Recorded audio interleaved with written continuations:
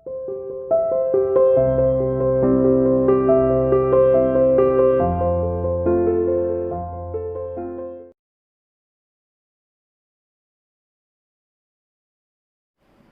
Dear student, welcome to C international school online classes.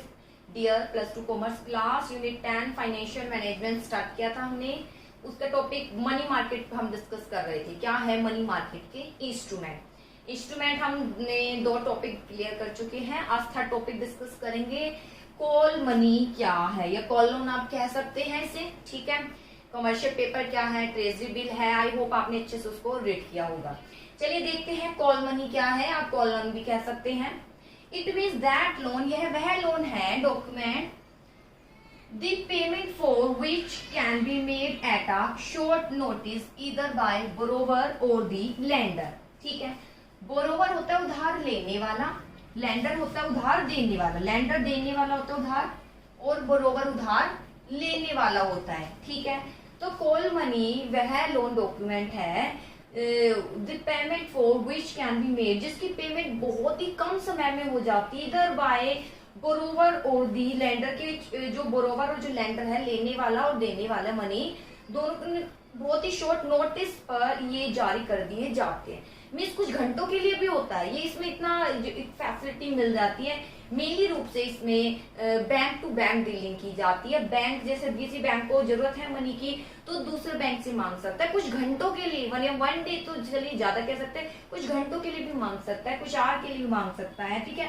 Paper formality बाद में होती है, टेलीफोन के थ्रू भी वो मांग सकता है अगर अर्जेंटली उसको चाहिए। Under this maturity period of loan between is 1 and 15 days, ठीक है। 1 से 15 डेज के बिटवीन होता है। मिनिमम 1 डे तो है ही, 1 डे के लिए तो होता ही है, ठीक है। और 15 डेज के लिए भी, और कई बार ऑप्शनल हो जाता है कि कुछ घंटों के लिए भी मिल जाता है। On this basis call loan are absolutely liquid. Call loan absolutely liquid होते हैं। एब्सोल्युटली लिक्विड मतलब बहुत ही जल्दी कैश में कन्वर्ट होते हैं। एब्सोल्युटली लिक्विड मींस बहुत ही जल्दी कैश में कन्वर्ट होते हैं। They consider equal to cash. मान लीजिए इक्वल टू कैश, एक दिन के लिए क्या पता चलेगा, किसी को हमने मनी दिया, जब वो अगले दिन आ ही जाएगी तो क्या पता चलता है, कुछ इतना कोई खास फर्क नहीं पड़ता है, ठीक है। तो एकदम ऐसे लगेगा आज दिए तो कल आ रही है, तो इक्वल टू कैश के ही बराबर है। They generally use by commercial bank to, ये कौन यूज करता है, ये कमर्शियल बैंक यूज करते हैं मेंटेन करने के लिए अपने minimum cash balance with RBI known as CRR, जिसे सीआरआर भी कहा जाता है, कैश रिजर्व रेशियो। जो आप इकोनॉमिक्स में भी पढ़ते होंगे कैश रिजर्व रेशियो क्या है। जब हम अपनी मनी केस में जमा कराते हैं, बैंकों में जमा कराते हैं, तो उसका कुछ पार्ट्स किसके रूप में जमा, बैंकों को कुछ पार्ट किसके रूप में जमा करना होता है, सीआरआर के रूप में। जैसे 4% सीआरआर है तो 10,000 अगर जमा किए हैं तो 4% किसके रूप में वो रखेगा, सीआरआर। और वो किसका कहलाया जाएगा अमाउंट, वो आरबीआई का कहलाया जाएगा। और ये अमाउंट कहाँ जाएगा, आरबीआई के यहाँ हर बैंकों के अकाउंट खुले होते हैं तो वहां पर ये चला जाएगा, ठीक है। वहां वो करंट अकाउंट होंगे, करंट अकाउंट में शो किया जाता है सीआरआर, ठीक है। तो आरबीआई इसे ये जो मनी है आरबीआई की मनी मानी जाती है। जब भी जरूरत होती है बैंकों को मनी की तो इसके थ्रू उसकी पूर्ति की जा सकती है, ठीक है। तो इसे कहा जाता है सीआरआर। यानी आरबीआई ने इतनी अथॉरिटी दे रखी है कि बैंक चल रहे हैं, अपनी इनकम जनरेट कर रहे हैं, तो वहां आरबीआई को तो कुछ सुविधा होनी चाहिए। तो आरबीआई ने इसके लिए क्या किया हुआ है, सीआरआर जनरेट किया हुआ है। सीआरआर एक निश्चित % रखना जरूरी होता है। जितना ज्यादा सीआरआर होगा तो उतना लोन की जो फैसिलिटी क्या हो जाती है, कम हो जाती है। आपने इकोनॉमिक्स से पढ़ा होगा। तो यहाँ पर फिलहाल इतना ही है कि कमर्शियल बैंक इसे यूज करता है मेंटेन करने के लिए अपने मिनिमम कैश बैलेंस को, ठीक है, अपने आरबीआई के साथ। इसे कहते हैं जिसे सीआरआर। मेनली सीआरआर को पूरा करने के लिए ये कॉल लोन की हेल्प ली जाती है। चलिए और देखिए क्या है। The changes in CRR affect the amount of fund available to given as loan by commercial bank. CRR जैसे जैसे चेंज होता है, ठीक है, तो अगर CRR इंक्रीज हो रहा है तो लोन की फैसिलिटी अवेलेबल जो फंड है वो कम हो जाता है, ठीक है, जो आपने अकाउंट इको में पढ़ा होगा। Call money is method under which bank borrow from each other so that CRR is maintain. Call money वह मेथड है जिसमें एक बैंक दूसरे बैंक से ले रहा है ताकि उसका CRR बना रह सके। The interest rate use for call money transaction is known as call rate. जो इस पर इंटरेस्ट होता है, इस पर जो इंटरेस्ट दिया जाता है उसे क्या बोलते हैं, कॉल।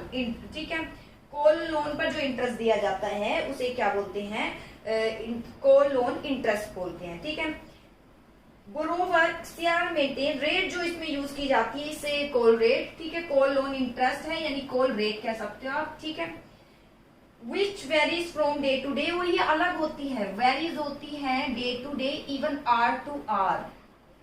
ठीक है, डे टू डे और घंटों दर घंटों ये चेंज होती रहती है रेट। ध्यान दीजिए इसकी कोई सर्टेन रेट नहीं है, ये चेंज होती रहती है day to day, even hour to hour भी क्या होती रहती है, चेंज होती रहती है। डीलिंग प्रोसेस देखिए, the number of person dealing through this instrument is limited. जो पर्सन है इसमें डील करता है वो लिमिटेड ही है, but every transaction involve a big amount. इसमें डीलिंग जो इंस्ट्रूमेंट है इसमें लिमिटेड ही है डीलिंग, लेकिन इन्वॉल्व बिग अमाउंट, लेकिन बिग अमाउंट है यानी जो इसमें इन्वेस्टमेंट सिर्फ बैंक ही करते हैं, मेनली रूप से बैंक ही इसमें डीलिंग करते हैं, लेकिन डीलिंग जितनी करते हैं उसमें अमाउंट होता है बिग। उसमें अमाउंट क्या होता है, बिग अमाउंट।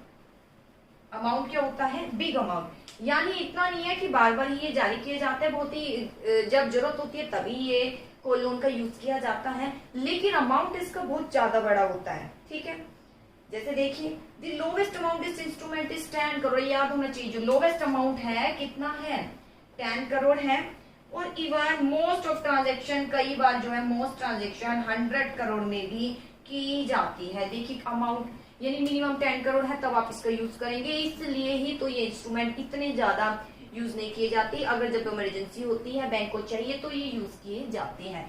तो मिनिमम अमाउंट 10 करोड़ है और मैक्सिमम 100 करोड़ पे भी डीलिंग की जाती है, और 1 डे के लिए भी होता है, और आर टू आर जो है चेंज किए जाते हैं इसमें रेट। ठीक है, the call money transaction are made generally on the, ये फोन पर होता है। पेपर फॉर्मेलिटी इसके बाद होती है। Lender issue a cheque to the borrower through the RBI. ठीक है, जो लैंडर है वो क्या करता है, चेक, लैंडर यानी देने वाला, चेक देता है किसको, बोरोवर को, लेकिन किसके थ्रू, आरबीआई। ठीक है, जो लैंडर है इसमें, लैंडर यानी देने वाला, लैंडर है क्या जारी करता है, इश्यू करता है चेक किसको, आरबीआई के थ्रू। बेटा आरबीआई के थ्रू होगा क्योंकि आरबीआई के यहाँ अकाउंट खुले होते हैं सब बैंकों के। ये लैंडर चेक जारी करेगा आरबीआई के थ्रू, फिर आरबीआई के थ्रू किसको मिल जाएगा, जो बोरोवर है यानी जिसको जरूरत है मनी की, तो इसमें चेक जारी किया जाता है और आरबीआई के थ्रू जो है वो मिल जाता है किसको, बोरोवर को। आगे इन द कॉल मनी आज वैसे जनरली फोन पर होती है। ठीक है, in lieu of it the borrower give a call money, borrower receive to the lender. इसके संदर्भ में अगर हम देखें, the borrower gives a call money borrowing receive to the lender, और इसके थ्रू जो बोरोवर है क्या मिल जाती है उसको, एक लैंडर चेक देता है आरबीआई को, आरबीआई के थ्रू बोरोवर को मिल जाती है, उसको एक रिसिप्ट मिल जाती है। ठीक है, कि उसको चेक मिल जाता है, उसको एक रिसिप्ट मिल जाती है जिसके थ्रू अपनी जो नीड्स है मनी की वो पूरी कर सकता है। ठीक है, the borrower return the money through on RBI cheque and get back his receipt. इसके अलावा जो बोरोवर है रिटर्न दी मनी, मनी भी किसके द्वारा रिटर्न करता है, बोरोवर आरबीआई के थ्रू ही रिटर्न करता है, and get back his receipt, और एक रिसिप्ट प्राप्त कर लेता है। देखिए लैंडर जो है इशू करता है चेक किसको, आरबीआई को, आरबीआई के थ्रू बोरोवर को मिल जाता है, और एक रिसिप्ट भी बोरोवर दे देता है कि मैंने रिसीव कर लिया। रिसीव तो होगा ना, रिसिप्ट दोगे ना, जी मैंने रिसीव कर लिया आपकी मनी।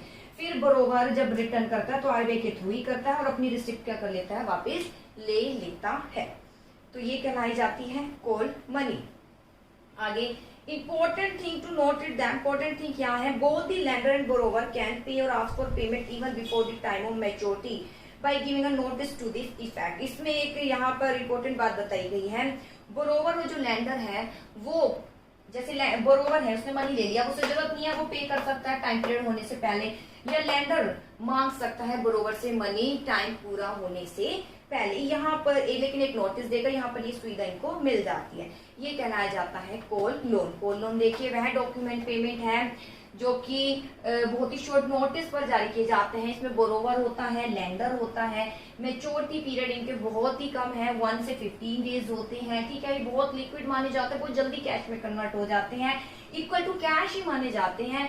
कमर्शियल बैंक इसमें डीलिंग करता है। ठीक है, और ये किस लिए जारी कर किए जाते हैं, ताकि अपनी सीआरआर को मेंटेन किया जा सके। मिनिमम अमाउंट इसमें 10 करोड़ है और मोस्टली 100 करोड़ में जारी किए जाते हैं। इसके लिए लैंडर क्या करता है, इशू करता है चेक आरबीआई को, क्योंकि आरबीआई की हाँ अकाउंट है तो उसको तो पता होना चाहिए क्या डीलिंग हो रही है बैंक टू बैंक। ठीक है, आरबीआई फिर बैंक ब्रोवर को दे देता है, ब्रोवर एक रिसिप्ट जारी कर देता है। ठीक है, और जब ब्रोवर रिटर्न करता है मनी को तो अपने रिसिप्ट को वापस ले लेता है। और एक इम्पोर्टेंट बात कि अगर ब्रोवर और लैंडर है, अगर इन दोनों में से किसी को भी जरूरत है, ये कह रहा है कि मुझे वापस करना है, तो एक नोटिस देकर वापस कर सकता है टाइम पूरा होने से पहले। ये कह रहा है मुझे वापस लेना है मनी, ठीक है, तो ये इसे वापस ले सकता है टाइम पीरियड पूरा होने से पहले। उसकी जो रेट है वो चेंज होती रहती है, इवन डे टू डे और आर टू आर भी क्या होती रहती है, चेंज हो सकती है। इसलिए तो मान लीजिए रेट चेंज हो जा रही है घंटों दर घंटे, तो बोरोवर को तो उसको महंगा ही पड़ेगा, तो हो सकता है कि वो रिटर्न करना चाहे मनी, इसलिए ये ऑप्शन अवेलेबल होता है। तो चलिए ये था बेटा होम लोन। अब आता है सर्टिफिकेट ऑफ डिपॉजिट क्या है। देखिए सर्टिफिकेट ऑफ डिपॉजिट क्या है।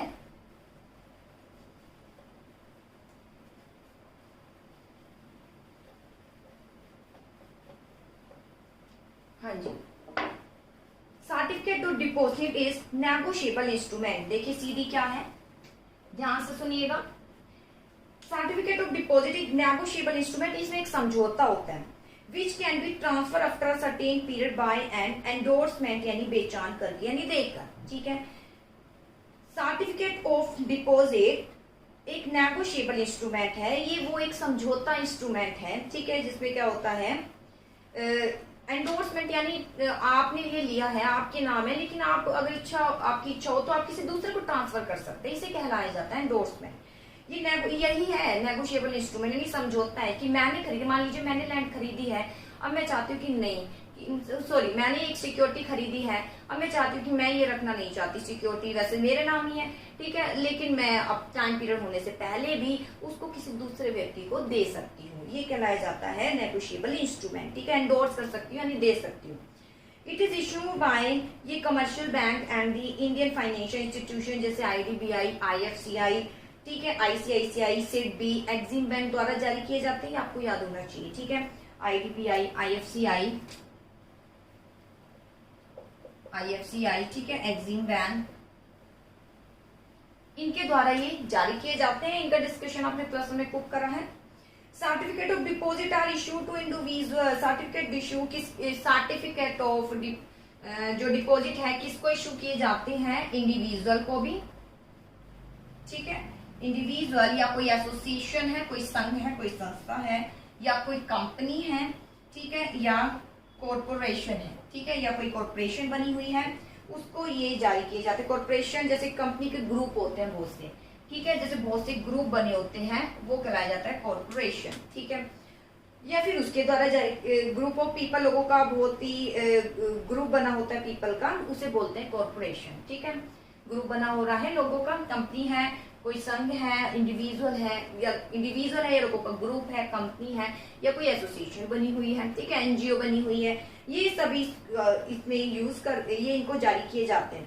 Face value of certificate deposit is minimum of 5 lakh. जो फेस वैल्यू है याद होनी चाहिए आपको, फेस वैल्यू कितनी है, 5 लाख। ठीक है, जो फेस वैल्यू इसकी 5 लाख है। An investor has got to get certificate deposit to of the minimum amount is 25 lakh। ठीक है, इसके अलावा इसको 25 लाख तक आप क्या कर सकते हैं, प्राप्त कर सकते हैं। फेस वैल्यू 5 लाख है और मिनिमम अमाउंट आप 25 लाख तक इसको क्या कर सकते हैं, प्राप्त कर सकते हैं। इन्वेस्टर जो है 25 लाख तक इसमें इन्वेस्ट कर सकता है, मिनिमम अमाउंट 25 लाख तक इसमें क्या कर सकता है, वो इन्वेस्ट कर सकता है। फेस वैल्यू इसकी क्या होती है, 5 लाख ईच होती है। ठीक है, तो ये कहलाया जाता है certificate deposit dealing process. Certificate deposit issue for period range between 91 days to 1 year. ये याद रखना, पीरियड कितना है, 91 डेज से 1 ईयर। ठीक है, ये 91 डेज से 1 ईयर तक के लिए क्या किए जाते हैं, जारी किए जाते हैं। इसके अलावा देखिए दे आर इशूड, ये डिस्काउंट पर भी जारी किए जा सकते हैं। An investor can transfer certificate deposit after a lapse of 45 days. याद रखना, ये एंडोर्स तो किए जा सकते हैं, लेकिन कितने दिन पूरे होने के बाद, 45 डे पूरे होने के बाद ही दूसरे व्यक्तियों को आप एंडोर्स कर सकते हो, बेचान कर सकते हो, दे सकते हो, इससे पहले नहीं। देखो 91 डेज मिनिमम पीरियड है, और अगर आप किसी को देना चाहे तो 45 डेज पूरा होने के बाद आप किसी को एंडोर्स कर सकते हैं। ठीक है, they are issuing discount and investor can transfer certificate deposit 45 days के बाद एंडोर्स टू किसी भी पर्सन को। Stamp duty has to be paid on face value. इसके लिए आपको क्या पे करनी पड़ती है? स्टैम्प ड्यूटी क्या पे करनी पड़ती है? स्टैम्प ड्यूटी पे करनी पड़ती है। तो ये कराया जाता है सर्टिफिकेट ऑफ डिपॉजिट। थोड़ा सा आपको हार्ड लगा होगा, चलिए इजी कर देते हैं। सर्टिफिकेट डिपॉजिट सिंपल कि कोई सिक्योरिटी है अपने लिए, लेकिन आप किसी व्यक्ति को देना चाहते हैं, वो ठीक है उसके नाम करना चाहते हैं, तो आपको इजिली अवेलेबल हो जाएगी फैसिलिटी। बाकियों में ऐसी फैसिलिटी नहीं है, ठीक है। तो ये कहलाया जाएगी सर्टिफिकेट ऑफ डिपॉजिट। इसे नेगोशिएबल इंस्ट्रूमेंट कहा जाता है। दूसरे को एंडोर्स तभी करोगे जब कम से कम 45 डेज आपने कंप्लीट कर लिए हैं। इसके लिए एक स्टैम्प ड्यूटी भी आपको पे करनी पड़ेगी, ठीक है। और इसे कौन जारी करता है? ठीक है, इसे जो है जारी किए जाते हैं commercial bank, Indian bank, IDBI, IFCI, Exim bank, ये सब आपको याद होना चाहिए। इनके द्वारा जारी किए जाते हैं। और किसको ये जारी करते हैं और ये किसको इशू करते हैं? इंडिविजुअल को, एसोसिएशन, कंपनी या कुछ व्यक्तियों का ग्रुप बना होता है, ठीक है, उससे जारी किए जाते हैं। फेस वैल्यू जो है इनकी 5 लाख होती है और मैच्योरिटी पीरियड 91 डेज से कितना होता है? 1 ईयर तक का होता है। Minimum value 25 lakh. इसकी आप जो है 25 लाख तक के भी खरीद सकते हैं। क्या? Certificate of deposit. और जब आपको इच्छा हो तो 45 डेज कंप्लीट होने पर आप दूसरे व्यक्ति को क्या कर सकते हैं? इसे एंडोर्स कर सकते हैं। इसे बोलते हैं सर्टिफिकेट ऑफ डिपॉजिट। अब आते हैं कमर्शियल बिल क्या है। कमर्शियल बिल बहुत इजी। कमर्शियल बिल देखिए क्या है।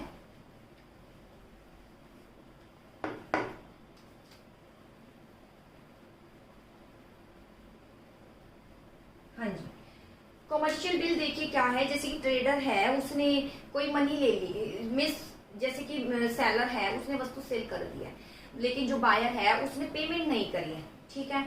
तो अब उस सेलर को जरूरत हो गई पेमेंट की, तो बायर से कहेगा मुझे पेमेंट चाहिए। बायर कह रहा है मैं अभी नहीं दे सकता, इसी डीलिंग पर, इसी मतलब एक टाइम पीरियड को लेते हुए तो मैंने परचेज किया था कि इस टाइम तक मैं पे नहीं कर पाऊंगा।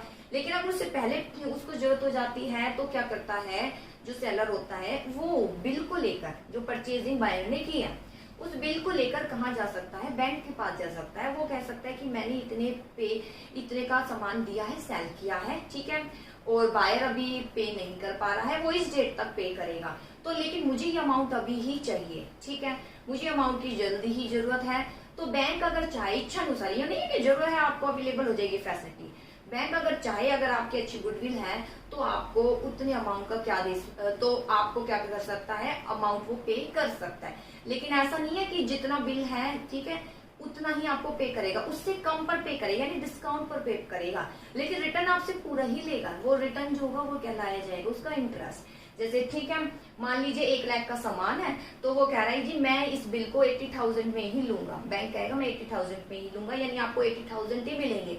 लेकिन आपको जब रिटर्न करना होगा तो वो 1 लाख तो आपको रिटर्न करने ही पड़ेंगे। तो ये सब डीलिंग उसमें होती है। जैसे देखिए कमर्शियल बिल, ये भी नेगोशिएबल इंस्ट्रूमेंट समझौता है, विच कैन बी इजिली, इसे ट्रेडर बिल भी बोलते हैं, ठीक है, एक्सेप्ट बाय बैंक, इसे ट्रेडर बिल भी बोलते हैं कमर्शियल बिल को। विच कैन बी, मैं यहाँ लिख देती हूँ ट्रेडर बिल, इसे ट्रेडर बिल भी कहा जाता है, ठीक है। आगे आता है instrument which can be easily, instrument जो ट्रांसफर किए जा सकते हैं। It is use to finance the credit sale. ये किस लिए यूज किया जाता है? जब आप उधार सेल करते हैं तो क्या होता है इसमें? द सेलर, जो सेलर है, ड्रॉ द बिल, बिल लिखता है। जो सेलर है क्या करता है? बिल लिखता है, ड्रॉ करता है, ड्रॉ द बिल, ठीक है। सेलर है, सेल करा है तो बिल तो बनाई गई। एंड बायर एक्सेप्टेड, और बायर क्या करता है? इसको एक्सेप्टेड, ठीक है। जो सेलर है बिल लिखता है और बायर इसको क्या करता है? एक्सेप्ट करता है। इसके बाद देखिए the buyer honour the bill on the due date. Buyer क्या कहता है कि ड्यू डेट पर मैं इसको क्या कर दूंगा? आपकी पेमेंट कर दूंगा। ऐसे इन दोनों में डीलिंग हो जाती है। If the seller need money before the due date, लेकिन सेलर को ड्यू डेट से पहले जरूरत है। भाई बायर ने कह दिया कि मैं एंड ऑफ द मंथ, ठीक है, इस मंथ के एंड तक आपको डिपॉजिट करा दूंगा मनी, लेकिन सेलर को उससे पहले ही जरूरत हो गई मनी की, तो वो क्या करेगा? इससे तो कह नहीं सकता क्योंकि डीलिंग ही यही हुई थी, ठीक है, इसी के अकॉर्डिंग बिल बना था।